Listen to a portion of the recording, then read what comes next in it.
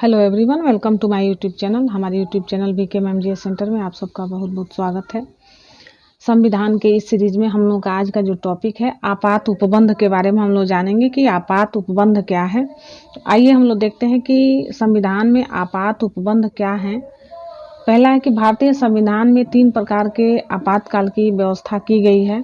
पहला है राष्ट्रीय आपात, दूसरा है राष्ट्रपति शासन और तीसरा है वित्तीय आपात। राष्ट्रीय आपात क्या है, इसका प्रावधान अनुच्छेद 352 में किया गया है। इसकी घोषणा निम्नलिखित में से किसी भी आधार पर राष्ट्रपति के द्वारा की जाती है: युद्ध के समय, बाह्य आक्रमण के समय और सशस्त्र विद्रोह के समय। राष्ट्रीय आपात की घोषणा राष्ट्रपति मंत्रिमंडल की लिखित सिफारिश पर करता है। राष्ट्रीय आपात की उद्घोषणा को न्यायालय में प्रश्नगत किया जा सकता है। उसके बाद 44वें संविधान संशोधन द्वारा अनुच्छेद 352 के अधीन उद्घोषणा संपूर्ण भारत में या उसके किसी भाग में की जा सकती है। राष्ट्रीय आपात के समय राज्य सरकार निलंबित नहीं की जाती है, अपितु वह संघ की कार्यपालिका के पूर्ण नियंत्रण में आ जाती है। राष्ट्रपति द्वारा की गई आपात की घोषणा 1 माह तक प्रवर्तन में रहती है और यदि इस दौरान इसे संसद के 2/3 बहुमत से अनुमोदित कर दिया जाता है तो वह 6 माह तक प्रवर्तन में रहती है।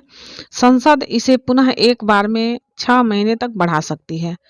यदि आपात की उद्घोषणा तब की जाती है जब लोकसभा का विघटन हो गया हो या लोकसभा का विघटन 1 माह के अंतर्गत आपात उद्घोषणा का अनुमोदन किए बिना हो जाता है, तो आपात उद्घोषणा लोकसभा की प्रथम बैठक की तारीख से 30 दिन के अंदर अनुमोदित होना चाहिए, अन्यथा 30 दिन के बाद यह परिवर्तन नहीं रहेगी। उसके बाद यदि लोकसभा साधारण बहुमत से आपात उद्घोषणा को वापस लेने का प्रस्ताव पारित कर देती है तो राष्ट्रपति को उद्घोषणा वापस लेनी पड़ती है। आपात उद्घोषणा पर विचार करने के लिए लोकसभा का विशेष अधिवेशन तब आहूत किया जाता है जब लोकसभा की कुल सदस्य संख्या के 1/10 सदस्यों द्वारा लिखित सूचना लोकसभा अध्यक्ष को जब सत्र चल रहा हो या राष्ट्रपति को जब सत्र नहीं चल रहा हो दी जाती है। लोकसभा अध्यक्ष या राष्ट्रपति सूचना प्राप्त किए 14 दिनों के अंदर लोकसभा का विशेष अधिवेशन आहूत करते हैं। इसके बाद हम लोग देखते हैं आपातकाल की उद्घोषणा के प्रभाव क्या हैं। जब कभी संविधान के अनुच्छेद 352 के अंतर्गत आपातकाल की उद्घोषणा होती है तो इसके ये प्रभाव होते हैं जो निम्न हैं। राज्य की कार्यपालिका शक्ति संघीय कार्यपालिका के अधीन हो जाती है। दूसरा है संसद की विधायी शक्ति राज्य सूची से संबंध विषयों पर विस्तृत हो जाती है, अर्थात संसद को राज्य सूची में वर्णित विषयों पर कानून बनाने का अधिकार प्राप्त हो जाता है। अतः केंद्र तथा राज्यों के मध्य विधायी शक्तियों के सामान्य वितरण का निलंबन हो जाता है। यदि राज्य विधायिका निलंबित नहीं होती है तो संक्षेप में संविधान संघीय की जगह एकात्मक हो जाता है। संसद द्वारा आपातकाल में राज्य के विषयों पर बनाए गए कानून आपातकाल की समाप्ति के बाद 6 माह तक प्रभावी रहते हैं। जब राष्ट्रीय आपातकाल की उद्घोषणा लागू हो, राष्ट्रपति केंद्र तथा राज्यों के मध्य करों के संवैधानिक वितरण को संशोधित कर सकता है। इसका तात्पर्य यह है कि राष्ट्रपति केंद्र से राज्यों को दिए जाने वाले धन यानी वित्त को कम अथवा समाप्त कर सकता है। ऐसे संशोधन उस वित्त वर्ष की समाप्ति पर जारी रहते हैं जिसमें आपातकाल समाप्त होता है, यानी कि उस समय तक यह आपातकाल जारी रहता है जब तक वित्त को कम किया जा सकता है। उसके बाद है राष्ट्रीय आपातकाल की स्थिति में लोकसभा का कार्यकाल इसके सामान्य कार्यकाल यानी 5 वर्ष से आगे संसद द्वारा विधि बनाकर एक समय में 1 वर्ष के लिए यानी कि कितने भी समय तक बढ़ाया जा सकता है, किंतु यह विस्तार आपातकाल की समाप्ति के बाद 6 माह से ज़्यादा नहीं हो सकता है। उदाहरण के लिए 5वीं लोकसभा 1971 से 77 का कार्यकाल 2 बार एक समय में 1 वर्ष के लिए बढ़ाया गया था।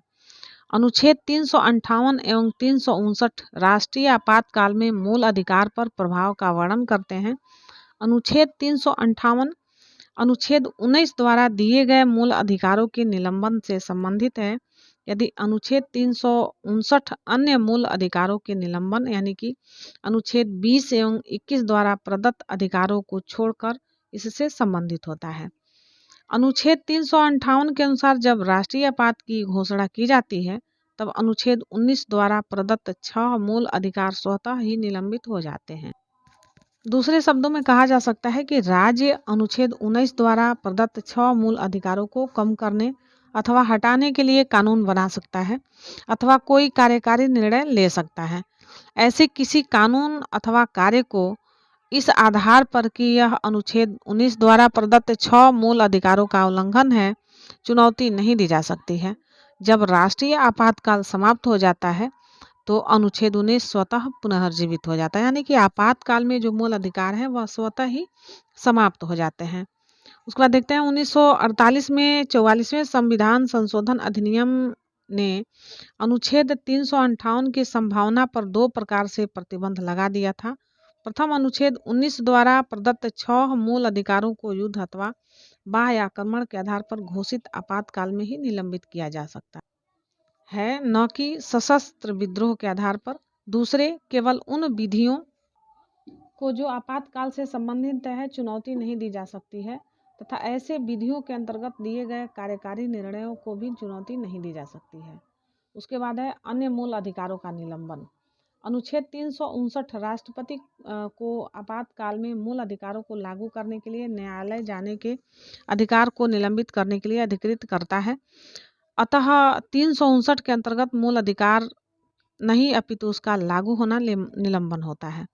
वास्तविक रूप से ये अधिकार जीवित रहते हैं, केवल उसके तहत उपचार निलंबित होता है। यह निलंबन उन्हीं मूल अधिकारों से संबंधित होता है जो राष्ट्रपति के आदेश में वर्णित होते हैं। जब राष्ट्रपति का आदेश प्रभावी रहता है तो राज्य उस मूल अधिकार को रोकने व हटाने के लिए कोई भी विधि बना सकता है या कर्मचारी कदम उठा सकता है।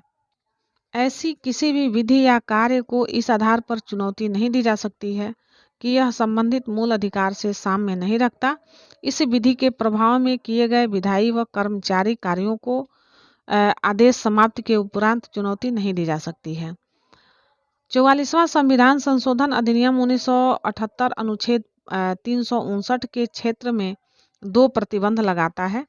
प्रथम है जो राष्ट्रपति अनुच्छेद 20 तथा 21 के अंतर्गत दिए गए अधिकारों को लागू करने के लिए न्यायालय में जाने के अधिकारों को निलंबित नहीं कर सकता है, यानी कि अपराध के लिए दोष सिद्धि के संबंध में संरक्षण का अधिकार अनुच्छेद 20 तथा प्राण और दैहिक स्वतंत्रता का अधिकार अनुच्छेद 21 आपातकाल में भी प्रभावी रहता है।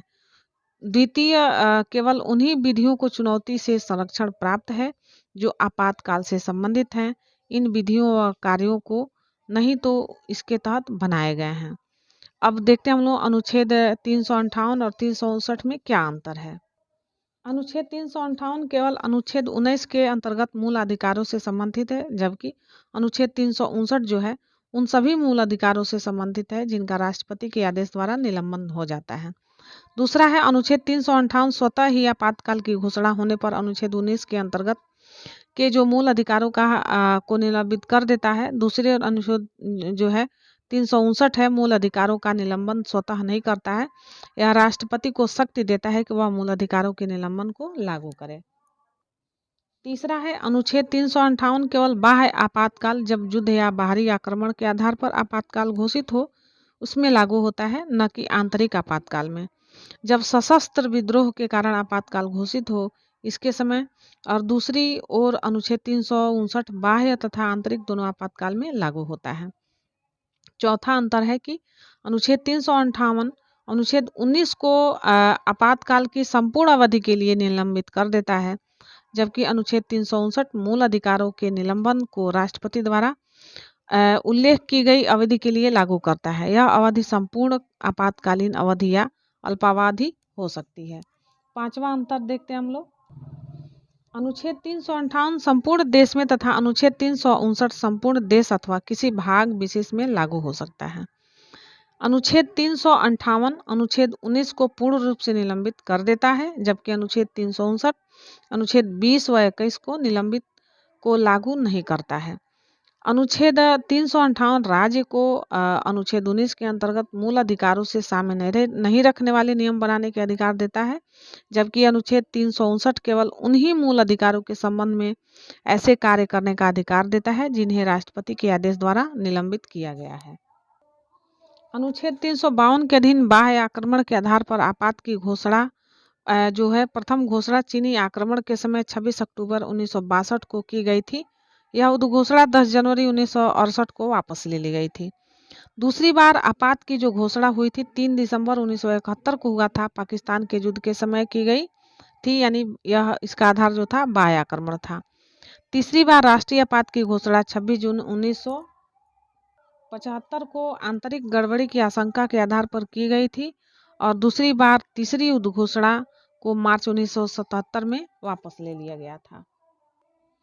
राज्य में राष्ट्रपति शासन अनुच्छेद 356 के तहत यह प्रावधान है। इसके अधीन राष्ट्रपति किसी राज्य में यह समाधान हो जाने पर कि राज्य के संवैधानिक तंत्र विफल हो गया है अथवा राज्य संघ की कार्यपालिका के किन्हीं निर्देशों का अनुपालन करने में असमर्थ रहता है, तो आपात स्थिति की घोषणा कर सकता है।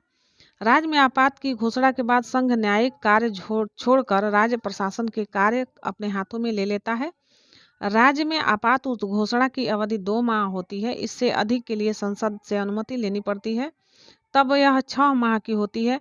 अधिकतम 3 वर्ष तक यह एक राज्य के परिवर्तन में रह सकती है। इससे अधिक के लिए संविधान में संशोधन करना पड़ सकता है। सर्वप्रथम 20 जुलाई 1951 में जो पंजाब राज्य है, इसमें अनुच्छेद 356 का प्रयोग किया गया था। उसमें भार्गव मंत्रिमंडल का पतन का कारण था उस समय, इसलिए 356 का प्रयोग हुआ था 20 जुलाई 1951 को पंजाब में। इसमें देखते हैं, नोट है, सर्वाधिक समय तक अनुच्छेद 356 का प्रयोग जम्मू कश्मीर में रहा है 19/7/2090 से लेकर 9/10/1996 तक। वित्तीय आपात क्या है, इसको हम लोग देखते हैं। अनुच्छेद 360 में वित्तीय आपात दिया गया है। वित्तीय आपात जो है अनुच्छेद 360 के अंतर्गत वित्तीय आपात की घोषणा राष्ट्रपति द्वारा तब की जाती है जब उसे विश्वास हो जाए कि ऐसी स्थिति विद्यमान है जिसके कारण भारत के वित्तीय स्थायित्व या साख को खतरा है। वित्तीय आपात की घोषणा को 2 महीने के भीतर संसद के दोनों सदनों के सम्मुख रखना तथा उनकी स्वीकृति प्राप्त करना आवश्यक है। वित्तीय आपात की घोषणा उस समय की जाती है जब लोकसभा विघटित हो, तो 2 महीने के भीतर राज्यसभा की स्वीकृति मिलने के उपरांत वह आगे भी लागू रहेगी। किंतु नवनिर्वाचित लोकसभा द्वारा इसकी प्रथम बैठक के प्रारंभ में 30 दिन के भीतर ऐसी घोषणा की स्वीकृति आवश्यक है।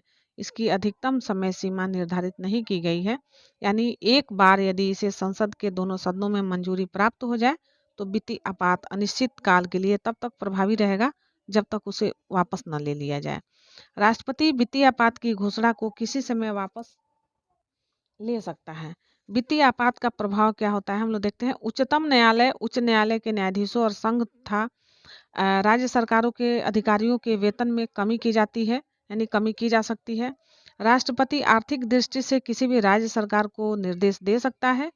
राष्ट्रपति को यह अधिकार प्राप्त हो जाता है कि वह राज्य सरकारों को यह निर्देश दे कि राज्य के समस्त वित्त विधेयक उसकी स्वीकृति से विधानसभा में प्रस्तुत किए जाएं।